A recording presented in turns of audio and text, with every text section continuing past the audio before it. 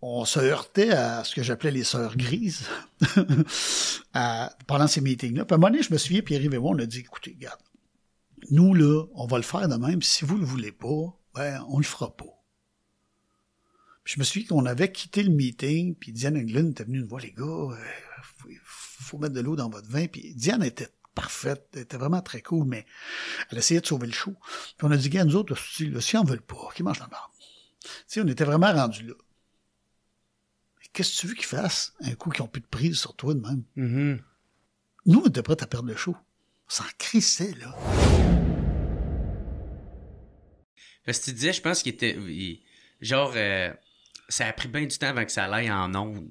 En fait, le premier dépôt dans une galaxie près de chez vous, ça s'appelait Vadrouille du Cosmos. C'était plus une parodie de Star Trek, qui en français s'appelait Patrouille du Cosmos. On l'a déposé en 1991. OK. Et bon, ça n'avait pas eu d'écho, ça n'avait pas été reçu par personne n'en voulait. En 94, on a changé ça, on a appelé ça Dans une galaxie près de chez vous. Déjà, on se faisait dire que notre titre était pas bon, qu'il était trop long, ça ne rentre pas dans les TV Hebdo, puis tout ça. On a fait, ben oui, mais regarde, on l'appelle de même, nous autres. Ça va être ça. Puis, parce que ça faisait comme dans un cinéma près de chez vous. Mm-hmm. Dans ce temps-là, c'était beaucoup ça que ça disait, dans un cinéma près de chez vous. Ouais, c'est ça. Fait qu'on l'a laissé de même, puis là, on l'a présenté en 94. Ça n'a pas marché non plus. Il y avait des choses à retravailler, on a retravaillé. Bon, on l'a présenté à TVA, on l'a présenté à Radio-Canada, on l'a présenté... Puis c'était plus une sitcom pour adultes.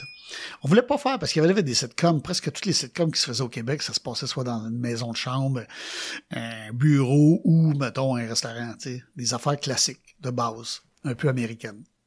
Nous, on trouvait ça plate.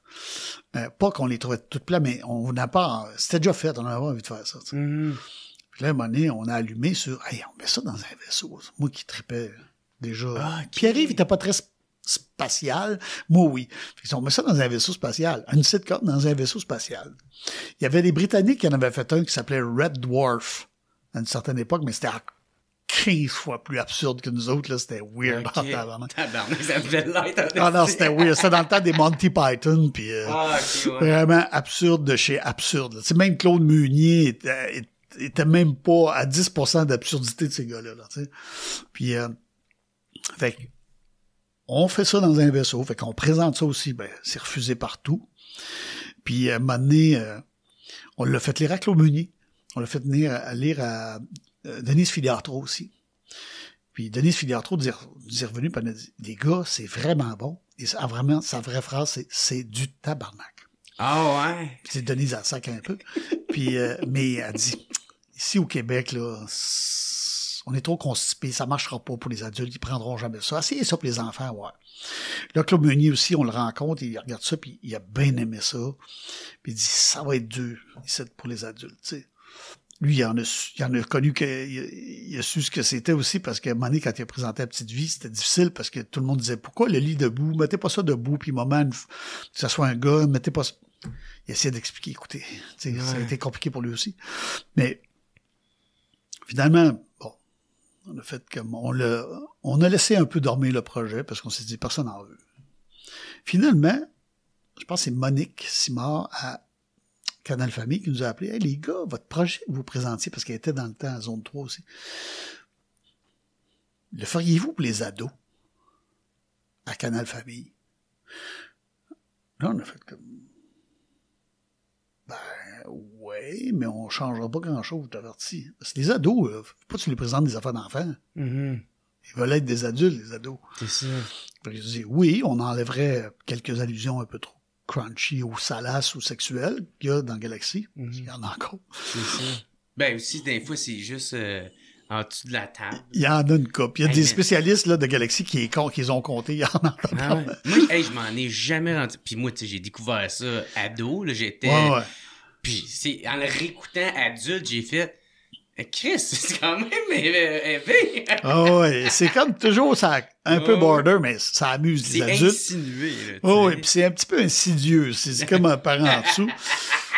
Fait qu'on a dit oui, on va le faire. Fait que finalement, c'est comme ça. C'est grâce un peu à elle aussi, puis à Diane Englund de Zone 3 qui nous ont poussé vers Canal Famille. La première année n'a pas été facile parce que... Vous menacez de vous couper. Ben, il y avait des gens à Canal Famille, pas Monique, mais qui aimaient pas ça, qui comprenaient pas ce qu'on faisait. tu sais, on se rodait, là, aussi. On n'était pas encore parfait, là. Vraiment, il y a des épisodes de Galaxy, la première année, je regarde, je fais, oh boy, c'est moins bon, là, tu sais. Mais les fans grossissaient dans les écoles.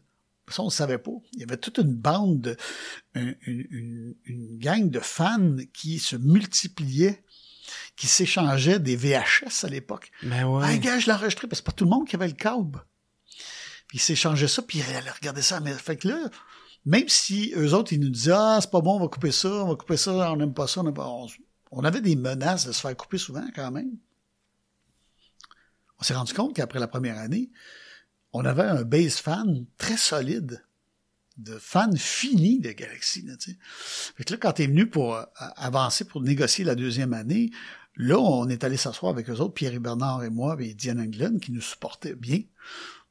Puis là, on se faisait redire les mêmes affaires. Puis il y avait des gens qui étaient là, qui analysaient le contenu. Il y avait eu un problème, moi, je trouvais à l'époque aussi, c'est que la pédagogie et l'éducation ont voulu se mêler des émissions jeunesse. Pour certaines affaires, c'était correct, mais nous, on disait, Chris, on n'est pas une émission éducative. Ben, c'est ça. On là, est ouais, on est là pour donner du fantastique, ben puis ouais, du merveilleux, du puis divertissement. du divertissement. Ben, c'est ça. c'est- Fait que là, on se heurtait à ce que j'appelais les sœurs grises pendant ces meetings-là. Puis à un moment donné, je me souviens, Pierre-Yves et moi, on a dit, écoutez, regarde, nous, là, on va le faire de même. Si vous le voulez pas, ben, on le fera pas. Puis je me souviens qu'on avait quitté le meeting, puis Diane Englund était venue nous voir, les gars, faut mettre de l'eau dans votre vin. Puis Diane était parfaite, elle était vraiment très cool, mais elle essayait de sauver le show. Puis on a dit, gars, nous autres, si on veut pas, qu'ils mangent la barbe. Tu sais, on était vraiment rendus là.